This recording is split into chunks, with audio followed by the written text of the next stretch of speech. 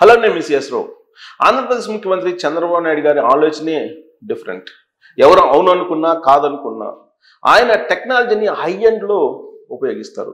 దాన్ని ప్రజలకు ఎంత దగ్గరికి తీసుకెళ్ళాలి అనే దాని మీద ఆలోచిస్తూ ఉంటారు. తాజాగా క్యూఆర్ కోడ్ని ఉపయోగించి ఆంధ్రప్రదేశ్లో ఆర్టీసీ సేవల్ని ఏ విధంగా ఉపయోగించుకోవచ్చు, ఫీడ్బ్యాక్ ఏ విధంగా తీసుకోవచ్చు అనే దాని మీద ఆయన ఆలోచించి క్యూఆర్ కోడ్ని ఆర్టీసీ బస్సుల్లో ప్రవేశపెట్టుకున్నారు. ఈ క్యూఆర్ కోడ్ ద్వారా ఆర్టీసీ బస్సుల టికెట్ దగ్గర నుంచి అక్కడ అందుతున్నటువంటి సేవల వరకు మొత్తం ఫీడ్బ్యాక్ తీసుకుంటున్నారు. ఇటీవల వరకు కూడా ఐవీఆర్ఎస్ కాల్స్ ద్వారా ఆయన ఫీడ్బ్యాక్ తీసుకునేవాళ్ళు. మొత్తం వాట్సాప్ సంబంధించినటువంటి రూలింగే జరుగుతుంది. వాట్సాప్ సేవలు, వాట్సాప్కు సంబంధించిన పరిపాలన అందుబాటులో ఉంచేశారు.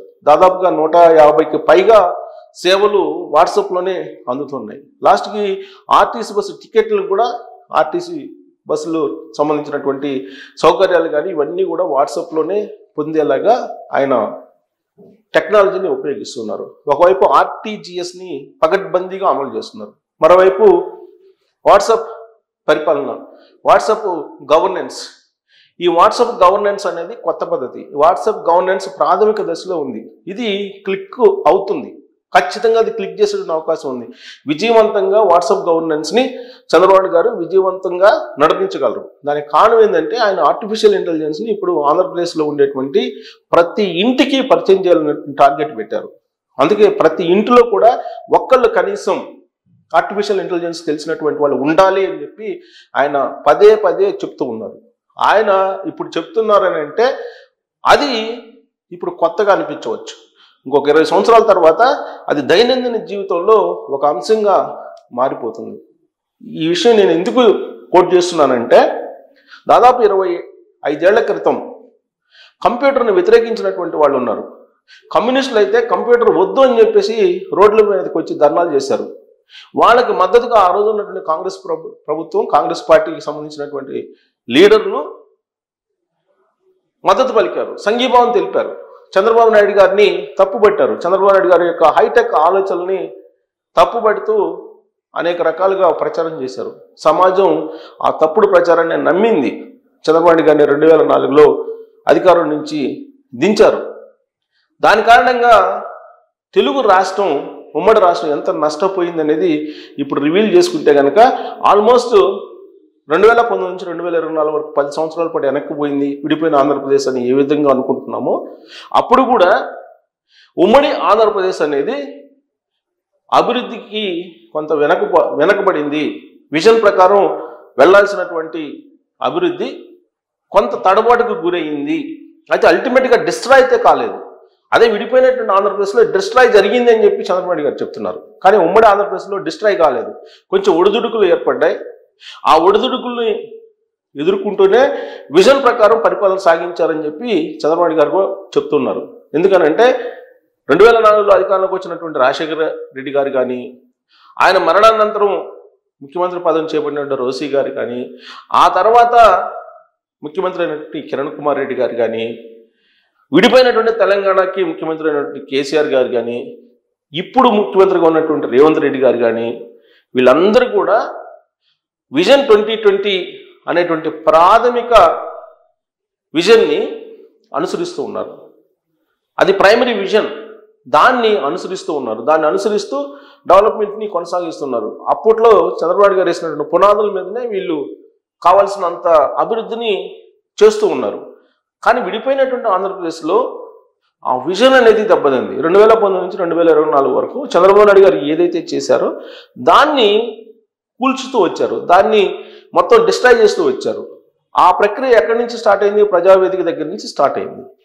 అది అలా కొనసాగినటువంటి క్రమంలోనే ఆంధ్రప్రదేశ్ బాగా వెనకబాటుకు కారణం అని చెప్పి చంద్రబాబు నాయుడు గారు చెప్తూ ఉన్నారు. అయినప్పటికీ దీన్ని పునర్నిర్మాణం చేయబోతున్నారని చెప్పి చెప్తున్నటువంటి చంద్రబాబు నాయుడు గారు టెక్నాలజీ పరంగానే అభివృద్ధి సాధ్యం. రాబోయేటువంటి రోజుల్లో ప్రతి రంగంలో కూడా టెక్నాలజీ ఇమిడి ఉంటుంది. ఆర్టిఫిషియల్ ఇంటెలిజెన్స్ లేకుండా ఏ రంగము ఉండదు, మానవ జీవితమే ఉండదు అనేటువంటి విషయాన్ని చెప్తూ ఉన్నారు ఆయన.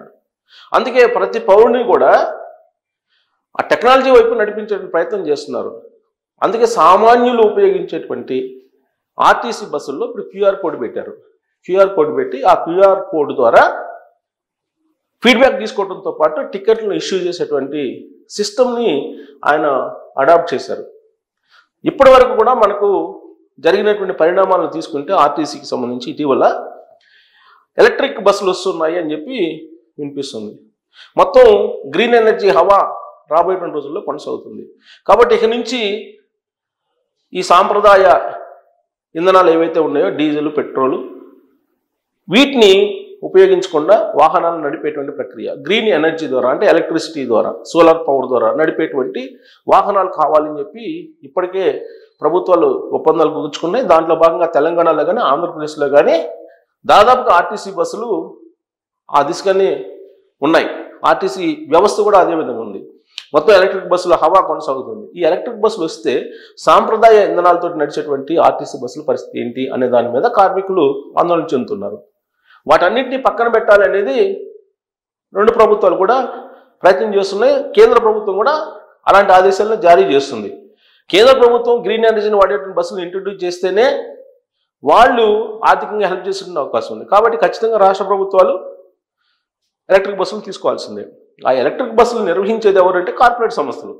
మామూలు వాళ్ళు ఎవరు కూడా వీటిని నిర్వహించేటువంటి పరిస్థితి ఉండదు. అందుకే కార్పొరేట్ సంస్థలకు ఇచ్చేయడం జరిగింది. మెగాలాంటి సంస్థలు ఆల్రెడీ తిరుమల తిరుపతి దేవస్థానానికి సంబంధించిన బస్సులని నిర్వహిస్తూ ఉన్నారు.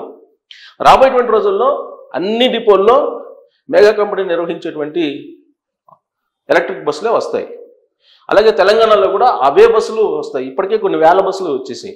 ఆర్టీసీ డిపోలని పార్షియల్గా ప్రైవేట్ కంపెనీలకు ఇచ్చేసే నిర్వహణ కోసం రాబోయేటువంటి రోజుల్లో పూర్తి స్థాయిలో ఇచ్చేటువంటి అవకాశం కూడా ఉందని చెప్పి కార్మికులు ఆందోళన చెందుతున్నారు. కానీ ఇలాంటి పురోగతిని అడ్డుకునే పరిస్థితి ఉందంటే లేదు. ఇప్పుడున్నటువంటి సిచ్యువేషన్లో ఖచ్చితంగా ఎలక్ట్రిక్ బస్సులు ప్రవేశపెట్టాల్సిందే, టెక్నాలజీని ప్రవేశపెట్టాల్సిందే. అలాగే క్యూఆర్ కోడ్ లాంటివి, వాట్సాప్ గవర్నెన్స్ లాంటివి ఖచ్చితంగా అనివార్యం. ఇప్పుడు బ్యాంకుల్లో కూడా బ్యాంకుల్లో డిపాజిట్ చేయాలన్నా లేదంటే బ్యాంకుల్లో డబ్బులు తీయాలన్నా బ్యాంకులకు వెళ్ళాల్సిన అవసరం లేదు. ఏటీఎంల ద్వారా వేస్తున్నారు, మళ్ళీ కార్డుల ద్వారా తీసుకుంటున్నారు.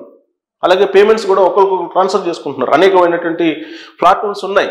ఫోన్పే, జీపే ఇలాంటివన్నీ కూడా చాలా ఉన్నాయి. కాబట్టి ఆ టెక్నాలజీకి అడాప్ట్ అయితే తప్ప రాబోయేటువంటి రోజుల్లో ప్రపంచంతో మనం నడవలేనటువంటి పరిస్థితి.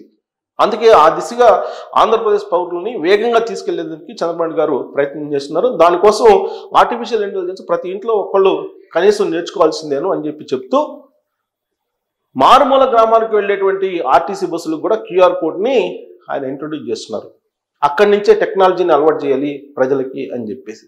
సో రాబోయేటువంటి రోజుల్లో ఈ గవర్నెన్స్, ఆర్టీజీఎస్ ద్వారా సేవలు అందించడం, అలాగే క్యూఆర్ కోడ్ లాంటివి ఇవన్నిటిని ఉపయోగించి ఊహించినటువంటి విధంగా టెక్నాలజీని ప్రమోట్ చేసి ఆంధ్రప్రదేశ్లో ఒక కొత్త అద్భుతమైనటువంటి ప్రపంచాన్ని చంద్రబాబు గారు సృష్టించబోతున్నారా?